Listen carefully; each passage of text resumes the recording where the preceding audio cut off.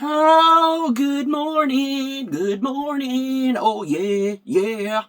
Oh, I only got about this much coffee in there. I just poured it. It's a little spicy, but this is technically my third cup. When I only put that much right now, anyways. It's warm, but got a video rendering so we can upload later. Been getting a lot of stuff done. Yesterday was such a blur, and no one cares. Nobody freaking cares. I'll get into that in just a second. But yesterday was such a blur. I literally had no sleep. I slept for 2 hours, and I was up since 1:30 a.m. And I got so much accomplished yesterday, and I forgot about it till I just opened the blinds to the window of the camper and looked at it. I said, "Oh my gosh, I forgot!" I don't know how I forgot. I've been editing it, but a lot has been going on, and a lot is getting done, and nobody freaking cares. Literally, I don't know how much to say this, how often to say it, or whatever. But if you guys are wondering, nobody freaking cares. I've been putting just honey and coffee. I was putting milk in it, ran out of milk yesterday, but trying to get down to just drinking coffee plain, and honey really, really helps since I got sweet tooth. But no one cares, and Danielle and I were going to talk about this the other day, and we talked about it at the very end of the video, and we said something along the lines of, when we went to South Texas and we went on that trip and we were on the airplane and the airport and doing all this stuff and being here, been working and doing, nobody cares. And when you're in an airport and you've got places to be, people to see, stuff like that, you get upset when your flight gets delayed. You're on a mission. You really focus in. There's just thousands, especially when you go to the Dallas airport. You got 1,000, or you're around thousands of people. We saw the craziest things. We were literally boarding the plane, and they're like, "Okay, guys, the plane is filling up pretty quick." We were some of the last people to be boarding that flight. And it's starting to get full in the back for your bags above. Start to put your bags up as you're going down the aisle. The first place you see, put it up there. Don't worry about putting it over your seat. And the first thing people did was carry their bags back to their seat and try to jam it in all the spots. And Danielle just looked at me like, we both just heard that, right? We both just heard that we're supposed to put our bags wherever we could find it. No one cares. We're literally sitting there, and this guy behind me's blasting music, just watching reels and videos, just going through them just blasting. Another guy in the back's watching, I can't remember if it was a football game or a basketball game, just blasting. Someone over here was filming with their glasses on, thinking they're super cool. The flight attendants were walking through, and they'd be like, "Okay, guys, everyone buckle up, sit down, you gotta get ready." And they're walking around, they're doing everything. No one freaking cares. When you're walking around the airport, people are just in their own lane, doing whatever. They're on the phone, chatting real loud, just whatever. It's like, what in the world is going on? There were so many different times that people were instructed to do something, and they just did not care. They care about themselves. And Danielle and I, especially out in public and everything, we try to really abide by the rules and try to be a good, decent person, try to make the experience for everybody as good as possible. And I put my bag up in the front. We sat in the back on that flight. I put it up there. Hey, no big deal. It's what you're supposed to do. And as we walked down, there were some spots I could have put it, but hey, help the flight attendants out. Hey, whenever you're supposed to sit down, sit down. Hey, turn your freaking volume off. No need to be yelling on a phone call on a plane or in the airport or whatever. It's like, people don't care. And yesterday, getting some work done, I was talking to one of the guys that was here. He's a younger guy, and he, I guess, has been going through some things in life, and he's trying to figure out his life before getting in a committed relationship, before having a kid. And he said all his buddies were telling him that he was dumb, that he needs to, wife up some girl and have a kid, and he needs to settle down. He doesn't need to be doing this. And he's like, but why would I want to try to figure myself out and drag along a wife and a kid or just a wife? Why would I do that? I want to take care of myself first and do it. But everyone else out there was telling him, like, dude, you're doing it wrong. You're doing it wrong. You're wasting your life. You're doing this. And then he says years and years have gone by, and now his friends are like, man, I should have listened to you. I should have listened to you.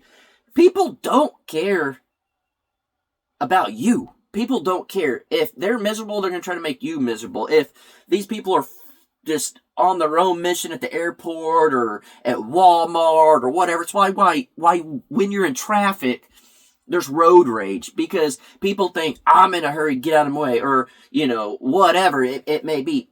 People don't care. And the biggest lesson that I'm learning and that I'm going to teach our kid is always put yourself first, but always know your surroundings. And again, so many people put themselves first, but in a very selfish and selfless way. And talking to that guy yesterday about everything, it really just set in, and I've been thinking about it and stuff. And these are lessons that you want to teach your kids. At least I feel like you want to teach your kids.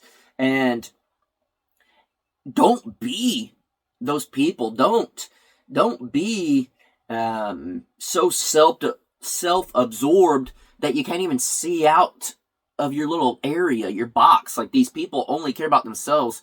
And video, it's done render, and I can watch it out and then save it and upload it. Yeah.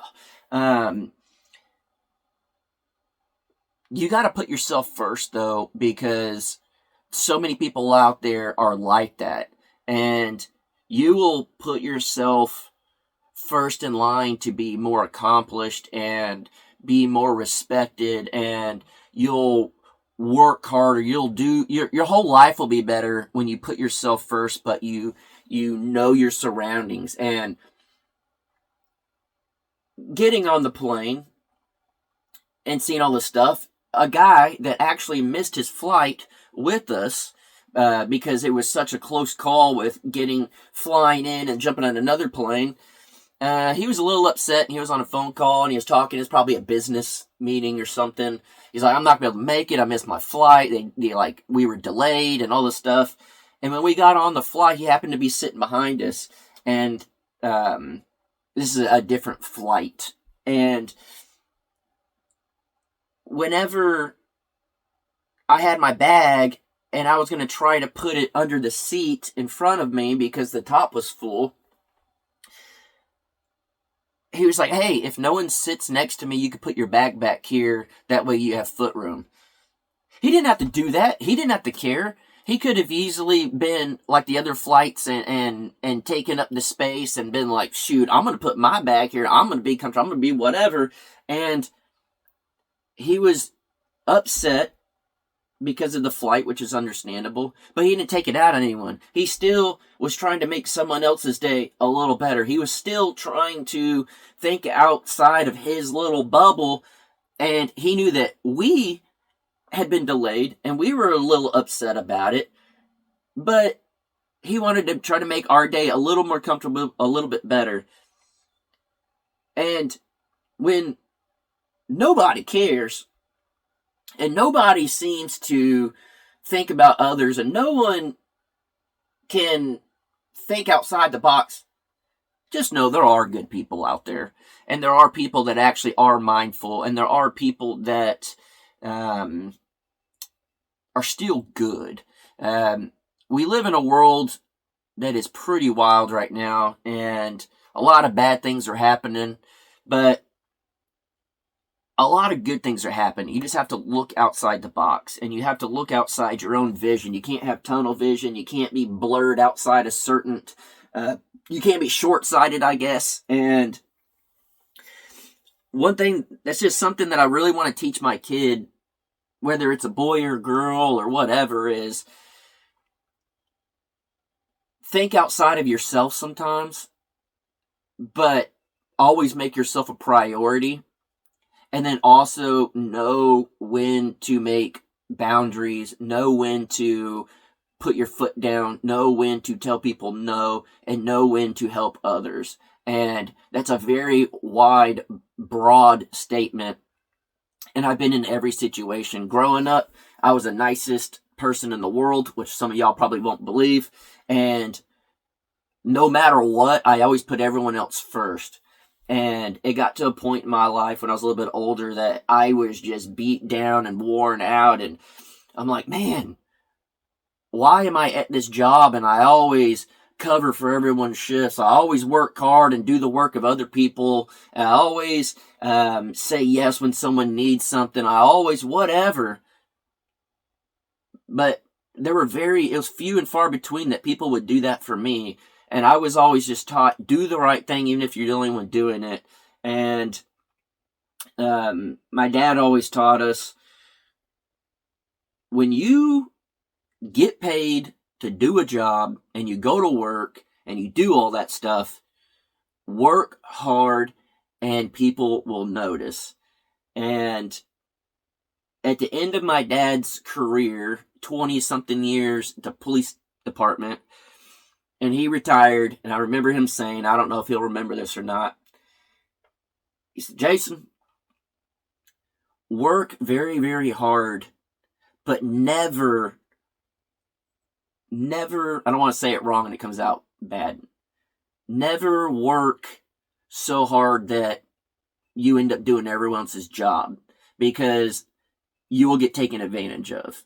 And it kind of like took me back. I'm like, my whole life you told me to just work and work and work and work and do what others won't and all that stuff, which was a great way to grow up. But then it was a good lesson of my dad retiring and being like, my dad retired early, by the way. He was going to work a lot longer and he just finally had enough. And work really hard, but don't work really hard for people that will take advantage of you. And do everything you're supposed to do it right, do all that, but also don't kill yourself, don't overdo it for people that don't care, don't, whatever. And I really started changing my mindset. And whenever I was at a job after that, I would put in 100%. And I would work hard and I'd pick up extra shifts and do extra work and do stuff that I wasn't told and do all this stuff. And then I got treated poorly. There was a job where I was just a videographer for a corporate company. And I ended up learning how to do the corporate side of stuff when I didn't even have to. And then guess what? I ended up getting other people's jobs there. I ended up, not their job, their work. I would get their work, their corporate work when I was the video guy. And then I started having a quota that I had to do certain things there that had nothing to do with the job that I was there for. And whenever I went to the vice president of the company, because that's who I reported to, said, y'all guys told me I was going to make this much after 6 months, and we're not talking about a raise here. I already do everything you asked me to do it. I do it in a very timely manner. I've never had anyone complain about anything I do. I actually learned new skills and I'm doing the corporate side of stuff. Now I have a quota that I have to do, and I'm doing a quota in my department. Our whole department had to do an X amount of number of things, and guess who was doing it? Me. While the other people were slacking off doing nothing. And I said, I think I deserve a raise. And I think there was an office and all the stuff that was opening and all the stuff. And I said, I feel like I deserve it. Out of everyone, I feel like I deserve it. And they pretty much said, I can't do that. These people are connected to other people in the company, and I can't do anything about that. And we can't give raises to you. We can't even give you the money that you were promised. So right then and there, I said, I'm done. I quit. And they're like, what? I quit. I know what I'm worth and I know what I'm doing and I put in the work. And if it's not going to go anywhere, I'm not going to do it. And the thing is, those other people didn't care. They don't care. They know what they're doing and they don't care. So I had to take care of myself. And I quit the job, which they ended up paying me for another 6 months, and I really did nothing at all. But I was at home, and the vice president of that company really hooked me up. He said, I can't do anything about what happens here, but I can pay you for the next 6 months, and you know for sure you're getting a paycheck whether we ask you to do anything or not, and that's my only way of making it right to you if you don't quit. So technically I quit, but I still worked for the company for 6 months and I did nothing. And every 2 weeks I got a paycheck. And within that 2 weeks, I started doing video work even more. And I started doing all the stuff that I was doing, and my life really took off and I took full advantage of it. And I just started learning people don't care. And I don't want my kid to have to learn the hard way. I would rather just tell them, and when they see it arise, come up, to be able to know this is what my dad's talking about. This is a lesson. Work hard until people don't care, and you get nothing out of it, because you can go work for yourself and you can make a lot more money. That's something else I was talking to the guy about yesterday. I told him I'm a college dropout. And I probably make more money than most people I went to school with. They have college degrees. I don't have student loans. I don't have anything like that because I work for myself. Technically, I do YouTube, but no one tells me that at 4 o'clock in the morning when I woke up today that I had to edit. No one tells me that whenever I woke up at 1:30 in the morning that I should edit and start planning out builds and doing all that stuff. There's so many people that I know that do YouTube, not necessarily just in person, but in general, that they're not doing what I do. They're not growing. They're not doing stuff that like the channel does for us. I'm absolutely pumped. It's kind of funny. It's ironic that a lot of people will watch our videos and be like, oh, y'all suck. You're not like you used to be. Your views are down. Oh, you're a loser, this and that. But they don't know behind the scenes, we get way over 1 million views a month. Because we have a massive catalog of videos out there. And we get over 1 million views a month. And all these people will kind of try to like bash and say stuff. But guess who doesn't care? I don't care. Nobody cares. Nobody cares about that. I'm going to do what I have to do for myself and my family. And I will work around the clock. I will work myself silly. I will, when I wake up at 4 o'clock, get out of bed, get coffee going, and edit, because I know other people won't. And I want to stand out in life, and I want to show my kid that nobody cares. So take care of yourself, but also don't be short-sighted. Look around, help people, help those who want to help themselves. And don't just help people that want handouts. And that was a hard lesson for me in life, to start putting boundaries on people. I want to help, and that's why I get so upset and so disappointed. And people see videos when I say stuff about people or whatever. I've tried so hard over the last 5 years, 6 years, 7 years I've been on YouTube to help people. I'm so lucky and grateful that I get to do YouTube for a living. I get to film my life and make a living. And I want everyone to enjoy that and be able to do that. But everyone just wants a handout. Everyone loves me whenever I give them shout outs and build their channel up. But very few people still stick around when I'm not. And people start bashing you behind your back. People start doing whatever. Because people don't care. They care about themselves. And as embarrassing as some of my videos have been in the past, of me calling people out or having disagreements or arguments with people, I'm not nervous about my kid watching any of that stuff, because they're going to learn, hey, my dad went through some hard times. My dad went through this stuff. He's not just talking out his butt, telling me, these lessons. It's stuff that actually happened. And I'm proud to have gone through the things that I did and become who I am now. And I really do think a lot of this stuff in life was a lesson to learn so then I can pass it on, wisdom, to our kid. And I'm freaking pumped. We have a doctor's appointment coming up, and hopefully everything will be nice and healthy and doing good. Again, whether it's a boy or girl. I think this time we can actually tell if it's a boy or girl. And I don't know if we're going to want to know or not. But I do know for a fact when that baby's born and we start teaching them or her lessons, whatever it may be, I'm ready and I'm excited, and I'm excited to see our kid grow and become an awesome person in life. And you can only teach your kids so much and then they have to do, but I do feel like we have a lot of knowledge that we can share with our kid, and I'm freaking pumped. I'm excited. So a video will be coming out later for the Crockers. I might switch it up. I might start posting back again later in the day. I'm not sure. I still might post this at 1 o'clock and then do Crocker Life later. I'm not 100% sure, but I may start switching it up. I tried it for about a month, and we'll see what happens. But hopefully you guys have a good day, and we have a lot more going on, and we have a doctor's appointment.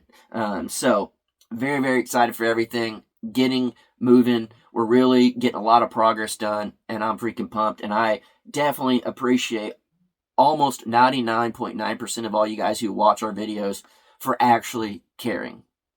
When most people in this world just don't care, thank you for being the opposite, and thank you for caring, and thank you for being you. And it truly helps people like myself remember what the mission in life really is. So appreciate you guys. Have a good one. Bye.